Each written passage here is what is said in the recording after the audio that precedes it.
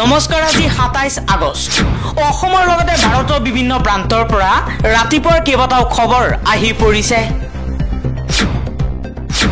এই মুহূৰ্তত জনাই যোৱা ব্ৰেকিং নিউজ উজনি অসমৰ পৰা মিয়া মুছলমানক খেদাৰ হুংকাৰ দিয়া 30টাকৈ সংগঠনৰ বিৰুদ্ধে খৰপ হৈ পৰিছে জুবিন গাৰ্গে কৈছে মিয়া খেদাক লৈ 30 বছৰ ধৰি আন্দোলন হৈ আছে মানুহ মৰি শেষ হ'ল খেদিব পাৰিছে জানো আজিলৈকে আসল কথা হ'ল আমাৰ সংবিধানখন সলনি কৰিব লাগে ভুল আছে তাত সংবিধানখনত কিমান হুৰুঙা আছে সেইবোৰ কোনেও নাচায় সকলো মানুহে ৰাজনীতি কৰি আছে আমাৰ মানুহবিলাক সোনকালে পৰুচিত হৈ যায় কাৰণ আমি বহুল সাধাৰণ ৰাজ্যত দিনক দিনে বৃদ্ধি পাইছে ধৰ্ষণৰ ঘটনা পুনৰ যৌন নিৰ্যাতনৰ ঘটনা সংঘটিত হৈছে ডিব্ৰুগড়ত 14 বছৰীয়া কিশোৰীক নিৰ্যাতন চলাই ডিব্ৰুগড়ত গ্ৰেপ্তাৰ এজন লোক খুৱাং অঞ্চলত প্ৰশান্ত দাস নামৰ লোকজনে 14 বছৰীয়া এগৰাকী কিশোৰীক আক্ৰমণ কৰাৰ অভিযোগ উত্থাপন হৈছে কিশোৰীগৰাকীৰ পৰিয়ালৰ অনুপস্থিতিৰ সুযোগ লৈ অপকৰ্মৰ চেষ্টা চলোৱাৰ অভিযোগ উত্থাপন হৈছে প্ৰশান্ত দাসৰ বিৰুদ্ধে জানিব পৰা মতে কিশোৰীগৰাকীক নিৰ্যাতন চলাব খুজুতে কিশোৰীগৰাকীয়ে চিঞৰ বাকৰ কৰাৰ পিছত প্ৰশান্ত দাসে পলায়ন কৰিবলৈ বাধ্য হয়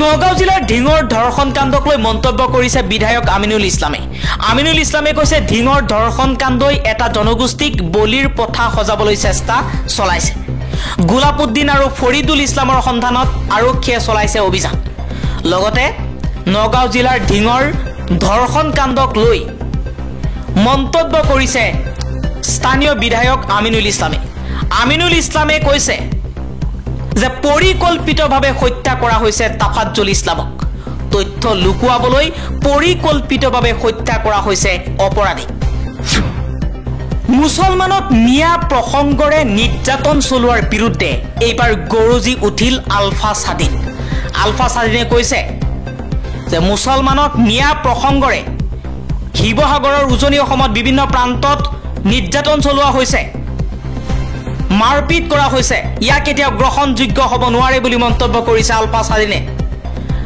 স্বাধীনে এবাৰ জাতীয় দল সংগঠনক লৈ মন্তব্য কৰিছে জাতি ধৰ্ম বৰ্ণ নিৰ্বিশেষে সকলো ধৰ্মৰ অপৰাধীয়ে সমশাস্তি পোৱাটো সকলোৱে বিচাৰে নাৰী নিৰ্যাতন ধৰ্ষণ ব্যভিচাৰ নিচাযুক্ত দ্ৰব্যৰ অবাধ প্ৰচলন আৰু সেৱন চুৰ ডকাইত সাম্প্ৰদায়িক সংঘৰ্ষ উচতনিমূলক বক্তব্য আদি অসামাজিক কৰ্মকাণ্ডই কেতিয়াও এখন সুস্থ সবল নিকা সমাজ প্ৰতিষ্ঠা কৰিব নোৱাৰে বুলি মন্তব্য কৰিছে আলফা স্বাধীনে প্ৰায়বোৰ সমাজ যিহেতু আধ্যাত্মিক ভাৱধাৰাৰে পৰিচালিত হয় তেনেস্থলত আধ্যাত্মিকতাৰ জ্ঞান বিলোৱা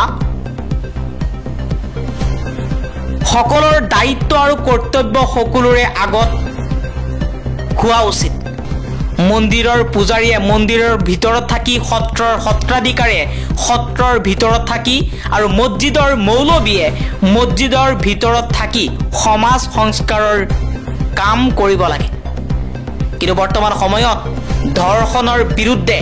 ধৰ্ষণকাৰীৰ বিৰুদ্ধে প্ৰতিবাদ হৈ থকাৰ সময়তেই ইয়াক সম্পূৰ্ণ ৰাজনীতিকৰণ কৰা হৈছে বুলি মন্তব্য কৰিছে আলফা স্বাধীনে কৈছে যে ধৰ্ষণকাৰীৰ বিৰুদ্ধে প্ৰতিবাদ হ'ব লাগিছিল কিন্তু এই প্ৰতিবাদ এতিয়া মিয়াৰ বিৰুদ্ধে হ'বলৈ আৰম্ভ কৰিছে ইয়াক এতিয়াও অসমৰ সুস্থ পৰিৱেশৰ লক্ষণ নহয় কিছুমান দুষ্ট চক্ৰই ৰাজনীতিকৰণ কৰিবলৈ বিভিন্ন ঠাইত উজনি অসমৰ বিভিন্ন ঠাইত ধৰ্মীয় সংখ্যালঘু মুছলমানৰ ওপৰত আক্ৰমণ চলাইছে কাম কৰিবলৈ যোৱা মুছলমানৰ ওপৰত এই অত্যাচাৰ কেতিয়াও সহ্য কৰা নহ'ব আৰু চৰকাৰে অনতি পলমে সেই সংগঠনৰ নেতাসকলৰ বিৰুদ্ধে কঠোৰ ব্যৱস্থা কৰি গ্ৰেপ্তাৰ কৰি আইনমতে শাস্তি দিয়াৰ কথাও ঘোষণা কৰিছে আলফা স্বাধীনে কৈছে যে ধৰ্ষণকাৰীৰ বিৰুদ্ধে সমগ্ৰ অসমত প্ৰতিবাদ হ'ব লাগে কিন্তু ধৰ্ষণকাৰীৰ নাম লৈ সংখ্যালঘু মুছলমানৰ ওপৰত নিৰ্যাতন চলিবলৈ দিয়া নহ'ব নগাঁৱত সাম্প্ৰদায়িক মন্তব্য কৰি আটক সংখ্যালঘু নেতা অসম সংখ্যালঘু সংগ্ৰাম পৰিষদৰ নগাঁও জিলাৰ সভাপতি মুছাব্বিৰ আহমেদক আটক নগাঁও আৰক্ষীৰ গৰীয়া মুছলমানক কটু ভাষাৰে তাচ্ছিল্য কৰিছিল মুছাব্বিৰ আহমেদে আৰু তাৰ পাছতেই সন্ধিয়া সময়ত আটক কৰা হৈছে অসম সংখ্যালঘু সংগ্ৰাম পৰিষদৰ নগাঁও জিলাৰ সভাপতি মুছাব্বিৰ আহমেদক। মিয়া মুছলমান জনগোষ্ঠীটোৱে যাতে এটাতকৈ অধিক সন্তান জন্ম দিব নোৱাৰে চৰকাৰে তাৰ ব্যৱস্থা কৰিব লাগে।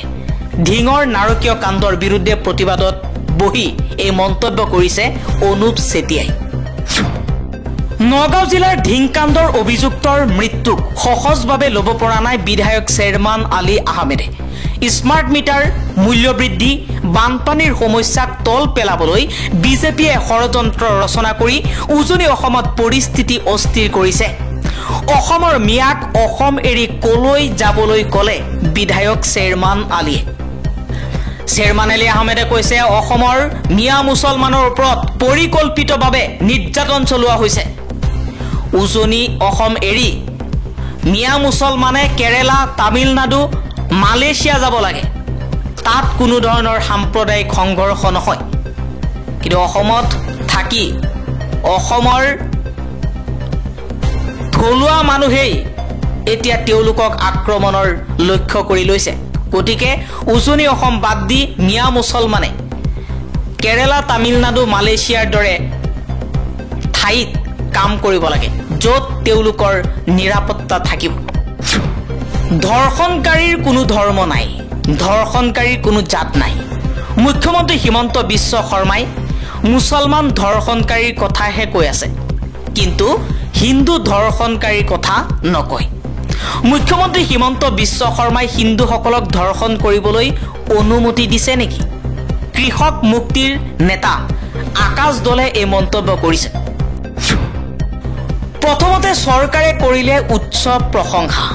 এসপ্তাহৰ পিছতে এইবাৰ আন্দোলন নকৰাৰ বন্ধত স্বাক্ষৰ কৰিবলৈ চমন জাৰি। মুখ্যমন্ত্ৰী হিমন্ত বিশ্ব শৰ্মাই আদৰ্শ ল'বলৈ কোৱা শিৱসাগৰৰ প্ৰতিবাদক লৈ চৰকাৰৰ দুমুখীয়া নীতি। শিৱসাগৰৰ ২৭জন জনগোষ্ঠীয় নেতালৈ ভৱিষ্যতে আন্দোলন নকৰাৰ বন্ধত চহী কৰিবলৈ হেঁচা প্ৰয়োগ কৰিছে প্ৰশাসনে। শিৱসাগৰত যাতে কোনো লোকৰ ওপৰত নিৰ্যাতন চলোৱা নহয়, কোনো লোকৰ ওপৰত আক্ৰমণ কৰা নহয়, তাৰ বাবে ২৭টাকৈ জনগোষ্ঠীয় নেতালৈ ভৱিষ্যতে আন্দোলন নকৰাৰ বন্ধত চহী কৰিবলৈ প্ৰশাসনে হেঁচা প্ৰয়োগ কৰিছে। কিন্তু প্ৰথম সময়ত শিৱসাগৰত যেতিয়া মাৰোৱাৰী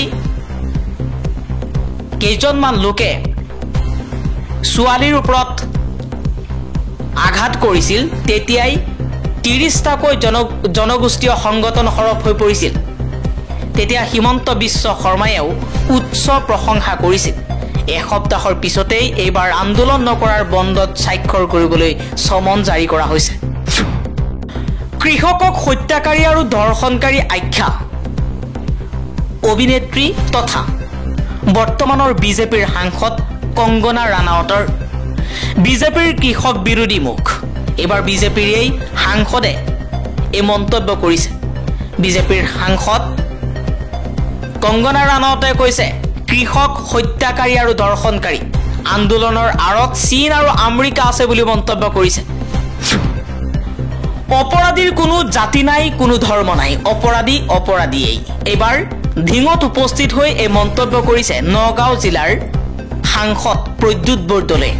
প্ৰদ্যুৎ বৰদলৈয়ে কৈছে ধৰ্ষণকাৰীৰ বিৰুদ্ধে সকলোৱে মাৰ বান্ধি একত্ৰিত হৈ যুঁজ দিব লাগে, কিন্তু তাকে নকৰি কিছুমানে উজনি অসমত ধৰ্মীয় সংখ্যালঘু মুছলমানৰ ওপৰত আক্ৰমণ চলাই আছে।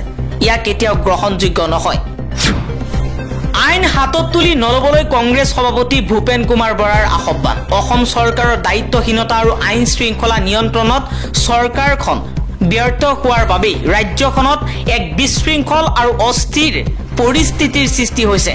সদ্য সমাপ্ত লোকসভা নিৰ্বাচনত উজনি নামনি আৰু মধ্য অসমত বিজেপি দলে জনসমৰ্থন লাভত ব্যৰ্থ হৈ জনগণৰ মাজত বিভাজন সৃষ্টি কৰি বিশেষকৈ উজনি অসমৰ ৰাইজৰ আস্থা লাভৰ বাবে মুখ্যমন্ত্ৰী ডক্টৰ হিমন্ত বিশ্ব শৰ্মা আৰু বিজেপি নেতৃত্বাধীন অসম চৰকাৰখনে নানান জনবিৰোধী কূট কৌশল ৰচনা কৰিছে। বিগত সংসদীয় নিৰ্বাচনী ফলাফলে বিজেপিৰ ভেটি উজনি অসমত কঁপাই তুলিছে, যাৰ প্ৰভাৱ 2026 চনৰ বিধানসভাৰ নিৰ্বাচনত পুৰা মাত্ৰাই পৰাৰ সম্ভাৱনা আছে বাবেই ভয় খাইছে হিমন্ত বিশ্ব শৰ্মাই। সেইবাবে মুখ্যমন্ত্ৰীজনে উজনি অসমত নতুন এক বাগধাৰাৰ সৃষ্টি কৰি তাত সাম্প্ৰদায়িক সংঘৰ্ষৰ নতুন পটভূমি সৃষ্টি কৰিব বিচাৰিছে।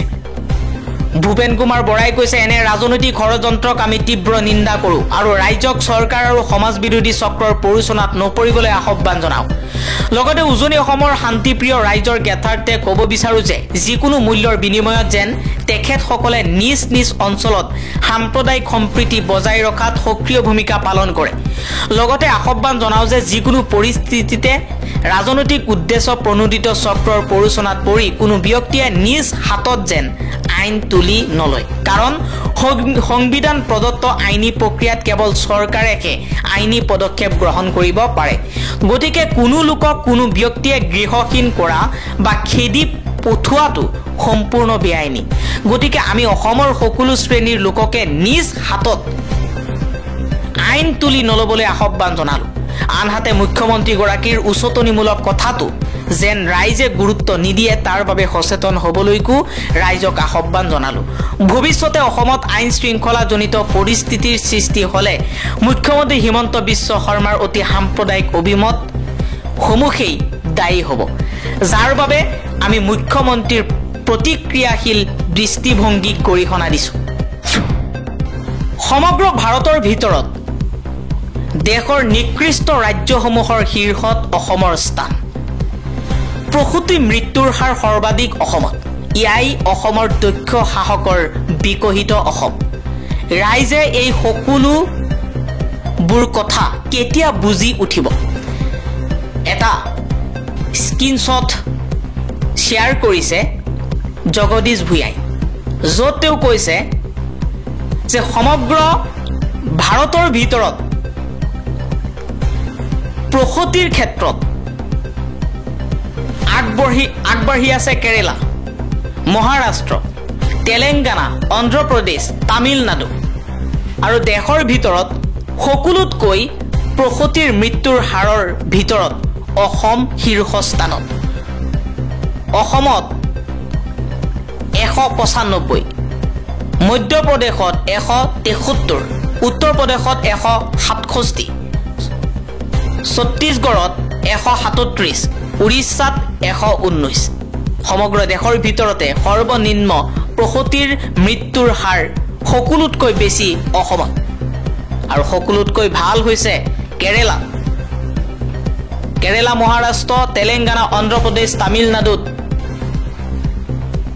প্ৰসূতিৰ ক্ষেত্ৰত যথেষ্ট কেয়াৰ লোৱা হয়, যতন লোৱা হয় আৰু তাত মৃত্যুৰ সংখ্যা নাই।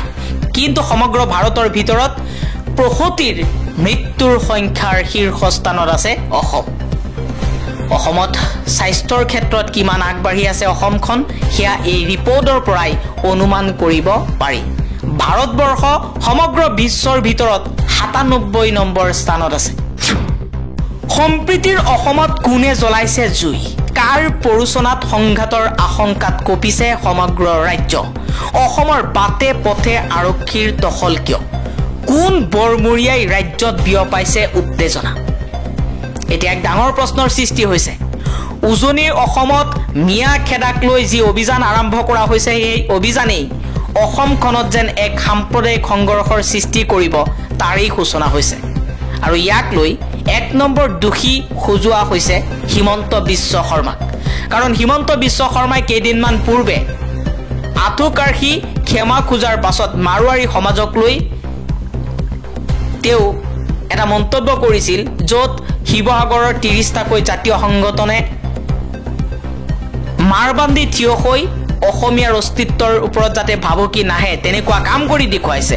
এই মন্তব্য কৰি উচ্চ প্ৰশংসা কৰিছিল। আৰু তাৰ পাছতেই ধিঙত এক ধৰ্ষণ কাণ্ড সংঘটিত হয়। ধিঙৰ লগতে হোজাই, তিনিচুকীয়া, তেজপুৰতো ধৰ্ষণ কাণ্ড হয়। তাত বহু হিন্দু মানুহে ধৰ্ষণ কৰিছিল আৰু মুছলমানেও ধৰ্ষণ কৰিছিল। কিন্তু মুছলমানৰ দুখ অকল যেন তেওঁলোকৰ ওপৰতে জাপি দিয়া হ'ল। হিমন্ত বিশ্ব শৰ্মায়েও এক প্ৰকাৰ সংখ্যালঘু মুছলমানক টাৰ্গেট কৰি কথা কোৱাৰ পাছতেই উজনি অসমত মিয়া মুছলমানৰ বিৰুদ্ধে অভিযান আৰম্ভ কৰিলে 30টাকৈ জাতীয় সংগঠনে। বহু ঠাইত ভাড়াঘৰত গৈ দল সংগঠনৰ নাম লৈ তেওঁলোকে ভাবুকি প্ৰদান কৰিছে সংখ্যালঘু মুছলমান লোকসকলক। শিৱসাগৰৰ বিভিন্ন প্ৰান্তত ভাৰতীয় নাগৰিক সুৰক্ষা সংহিতাৰ 163 ধাৰা জাৰি কৰা হৈছে। শিৱসাগৰত নিষিদ্ধ ৰাজহুৱা প্ৰদৰ্শন, সমদল সভা সমিতি, বিভিন্ন দল সংগঠনৰ 27 জন নেতালৈ জাৰি কৰা হৈছে চমন। উজনি অসমলৈ মাছৰ যোগান বন্ধ কৰিলে ব্যৱসায়ীয়ে। নগাঁৱৰ ফালৰ পৰা এই ডাঙৰ সিদ্ধান্ত গ্ৰহণ কৰা হৈছে। এটা দৰিকণাও উজনিলৈ প্ৰেৰণ নকৰোঁ বুলি সকীয়াই দিছে মৎস্য ব্যৱসায়ীয়ে। দৰকাৰ হ'লে মাছ গেলি পচি যাওক। নগাঁও মাছ ব্যৱসায়ী সন্থাৰ এই ডাঙৰ সিদ্ধান্ত। অনিৰ্দিষ্ট কাললৈ বন্ধ থাকিব মাছৰ যোগান। ন্যায় বিৰোধী কাৰ্যকলাপৰ বাবে এই সিদ্ধান্ত গ্ৰহণ কৰা হৈছে। উজনি অসমৰ কোনো ঠাইত মাছ প্ৰেৰণ কৰা নহয়। যেতিয়ালৈকে পৰিস্থিতি শান্ত নহয় তেতিয়ালৈকে নগাঁৱৰ পৰা বিশেষকৈ উজনি অসমত বেছিকৈ মাছ প্ৰেৰণ কৰা হয়, ছাপ্লাই কৰা হয়। কিন্তু সেয়া এতিয়া সম্পূৰ্ণৰূপে বন্ধ কৰাৰ সিদ্ধান্ত গ্ৰহণ কৰিছে নগাঁও মাছ ব্যৱসায়ী সন্থাই।